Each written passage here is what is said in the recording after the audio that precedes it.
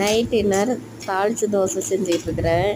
சரி பணியாரம் தான் சுடலான்னு பார்த்துட்டு அப்பாடி பணியாரமாக செஞ்சாச்சு. சரி தாளிச்சதுனாலும் தோசை சுடலாம் அப்படின்னு சொல்லிட்டு ஒரு வெங்காயம், வரமிளகாய், கருவேப்பிலை தழை போட்டு தாளித்து இப்போ தோசை ஊற்றிக்கிட்டு இருக்கிறேன்.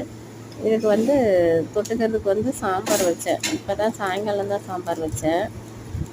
கத்திரிக்காய் இருந்தது, ஒரு அரை முருங்கைக்காய் இருந்தது. சரி அதை வச்சுருந்தா வேஸ்ட்டாக போயிடும், சாம்பாராவது செஞ்சு வச்சிடலாம் அப்படின்னு சொல்லிட்டு இப்போ சாயங்காலம் 6 மணிக்கு தான் செஞ்சேன். அது தொட்டுக்க நல்லாயிருக்கும். மிச்சானா அப்படி எடுத்து ஃப்ரிட்ஜில் வச்சுட்டோமா அப்புறம் நாளைக்கு எடுத்துக்கலாம். பொழுதுனைக்கும் கொஞ்சம் கொஞ்சமாக குழம்பு வச்சிட்ருக்க முடியல, அதனால் கொஞ்சம் குழம்பு சேர்த்தி வச்சிடுறது. வேணுங்கிறப்ப சூடு பண்ணி சாப்பாட்டுக்கோ இந்த மாதிரி இட்லி தோசைக்கோ சப்பாத்திக்கோ கூட சாப்பிட்டுக்கலாம். அந்த சாம்பாரில் கத்திரிக்காய் தான் நிறையா போட்டேன், பருப்பு கம்மியாக போட்டு ஒரு முருங்கைக்காய் போட்டு வச்சது. இந்த தோசைக்கு நல்லா சூப்பராக இருக்குது, நல்லா செட் ஆச்சு, நல்லாவே இருக்குது. இனிமேல் சாப்பிட